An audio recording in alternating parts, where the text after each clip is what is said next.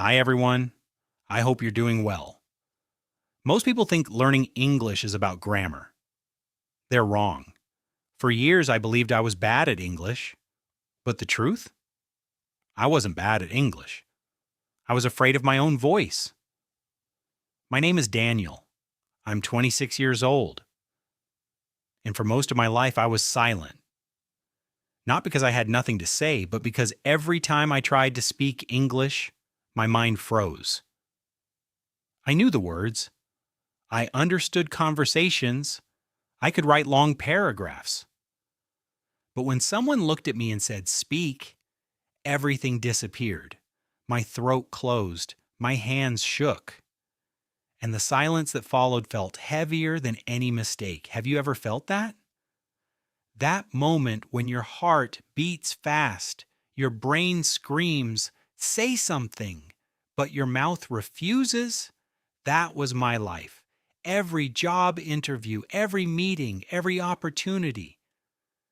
They all ask the same question: can you speak English fluently? And every time I felt the same fear.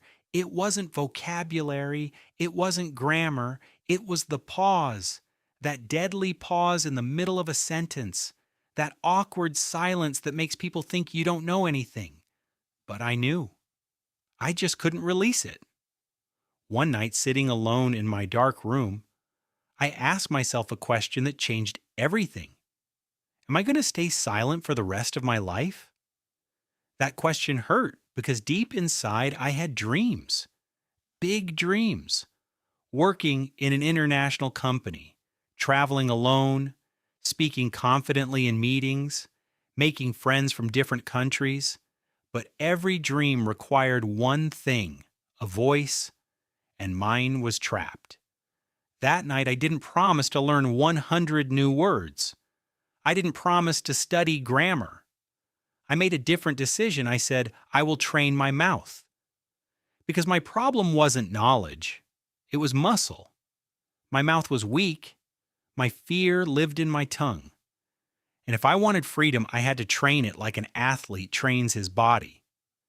The next morning, I stood in front of a cracked mirror in my small bathroom. No audience, no applause, just me. And I tried to say 3 simple words: I am Daniel. I froze. 3 words, and I froze. That's when I understood something powerful. Fluency isn't about speaking perfectly. It's about not stopping when you feel uncomfortable. So I repeated it again and again and again until those 3 words stopped feeling heavy. That mirror became my first stage. Then I discovered something no one had ever taught me: breath. Every time I paused, it wasn't just fear, it was empty lungs. So I trained myself to speak one full sentence in one breath. No stopping, no fixing, just flow. At first it felt impossible, but after 10 days something changed. My sentences stopped breaking. My mind stopped panicking halfway, because now my brain knew there was a finish line. Then I found my biggest mistake. I wasn't thinking in English. I was translating everything. Every sentence passed through my native language first. That delay was my real enemy. So I changed my thinking.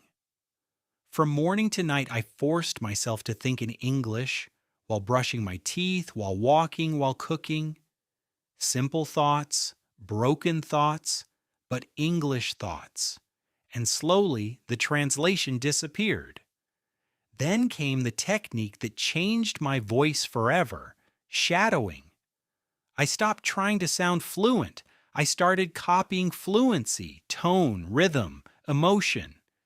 And for the first time, my voice didn't sound scared, it sounded alive. But progress means nothing without pressure.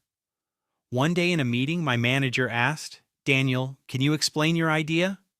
40 eyes turned toward me, and I froze again. All my training vanished. That night, I realized something brutal. Fluency alone is not enough. You must train yourself to speak while scared. So I practiced under pressure: timed speeches, 60 seconds, no stopping, no escape. I recorded my voice. I hated it at first.